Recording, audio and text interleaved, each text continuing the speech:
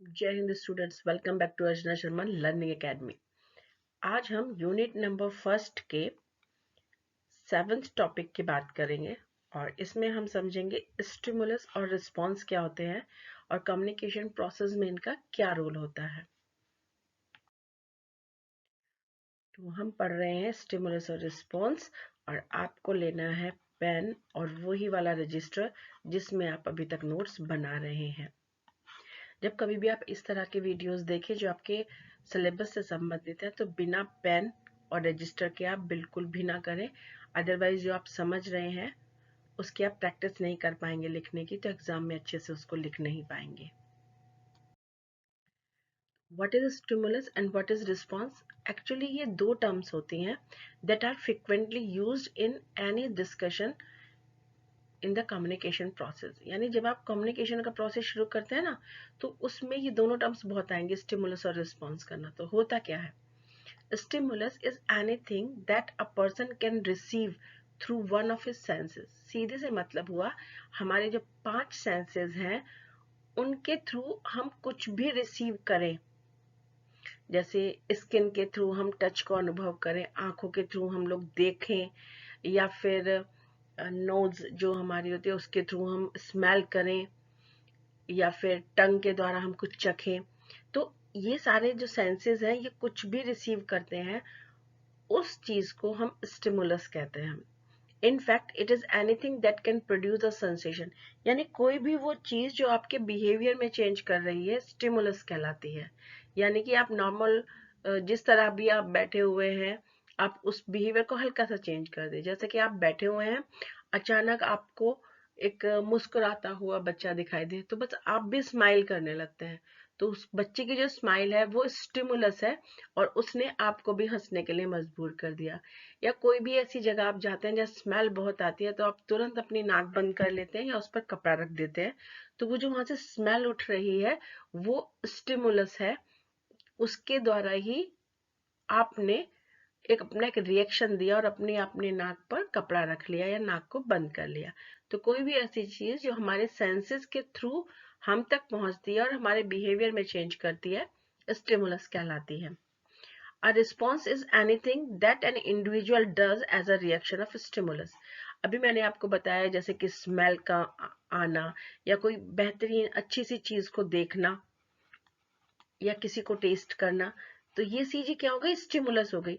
और इनका जो आप स्टिमुलस आपको मिला, इनकी जो आपने रिएक्शन की, यानी जैसे ही आपको स्टिमुलस आया आपने उसके लिए कोई भी एक्शन किया, वो एक्शन क्या कहलाता है, वो रेस्पॉन्स कहलाता है।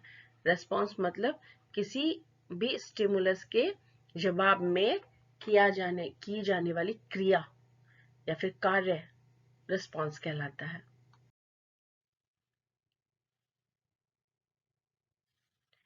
These two terms, stimulus and response, are ultimately connected with the whole learning process. देखिए लर्निंग प्रोसेस क्या होता है, आपने कुछ देखा और उसके बाद आपने उसका रिस्पॉन्स किया। This process is called learning process.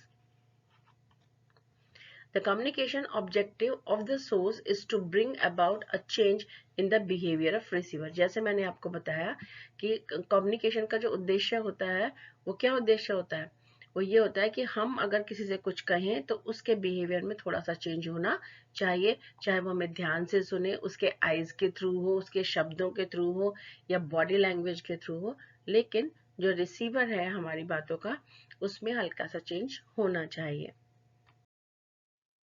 Example, if you accidentally touch a hot plate. देखिए आपने एक गरम प्लेट को छू लिया। अब क्योंकि ये प्लेट गरम थी तो जैसे ही आपका हाथ यहाँ पर टच हुआ, आपको सेंस मिला कि ये गरम है और आपने प्लेट को छोड़ दिया। तो आपके हाथ से प्लेट की गर्मी का आप तक एहसास होना क्या हो गया, स्टिमुलस हो गया।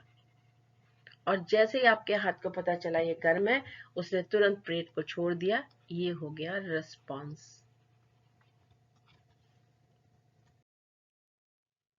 अब कम्युनिकेशन प्रोसेस में रिस्पांस और स्टिमुलस का क्या रोल होता है।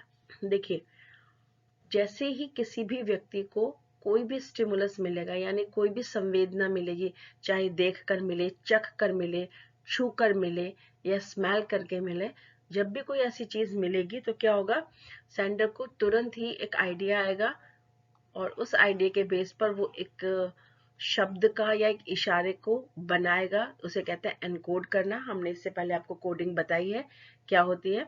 तो शब्दों से बनाए या बॉडी लैंग्वेज से बनाए या चित्र से बनाए या साइन या सिंबल से बनाए, किसी उस मैसेज की हमने क्या कर दिया, इनकोडिंग कर दिया। फिर हमने उसको भेज दिया सेंडर के, रिसीवर के पास।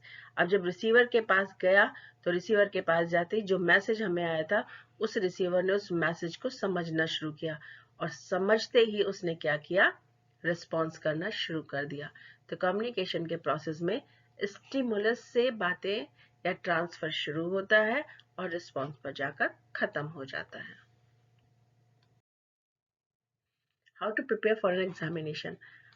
देखिए, पेन और रजिस्टर में आपको हमेशा कहती हूँ ना, साथ में रखिए। उसका कारण ये रहता है कि आपको समझ में आ गया स्टिमुलस क्या है, आपको ये भी समझ में आ गया कि रिस्पॉन्स क्या है, तो आप सोचते हैं आपको चीजें आ गई। लेकिन जब क्वेश्चन पेपर में आप लिखने बैठते हैं क्वेश्चन के आंसर को, तो आप फिर अपनी लैंग्वेज में लिखना शुरू कर देते हैं। और जैसे ही आप अपनी लैंग्वेज में लिखना शुरू करते हैं, क्योंकि आपका लैंग्वेज पोर्शन वीक होगा, अगर स्ट्रांग है तो बहुत बढ़िया बात है, नहीं होगा तो आप जितने भी ग्रामेटिकल एरर करेंगे उन एरर के माइनस मार्क्स मिलने शुरू हो जाएंगे, यानी मार्क्स कटने शुरू हो जाएंगे।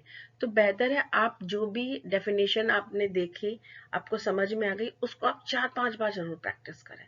आप 4-5 बार प्रैक्टिस कर लेंगे तो बात नेचुरल है, जब आप एग्जाम में लिखेंगे तो आपको याद रहेगा कि आपने क्या याद किया था, क्योंकि आपने उसकी प्रैक्टिस की हुई थी, और practice makes a man perfect. हम नेक्स्ट वीडियो वॉल साउंड्स पर और कॉन्सोनेंट साउंड्स पर बना रहे हैं। तो आपका एक टॉपिक यहाँ पर और खत्म हो जाता है। बी कॉन्फिडेंट कि आप धीरे धीरे अपने सारे टॉपिक्स को कवर करते चले जा रहे हैं। बस आप पेन और रजिस्टर का साथ बिल्कुल ना छोड़ें। All the best from my side.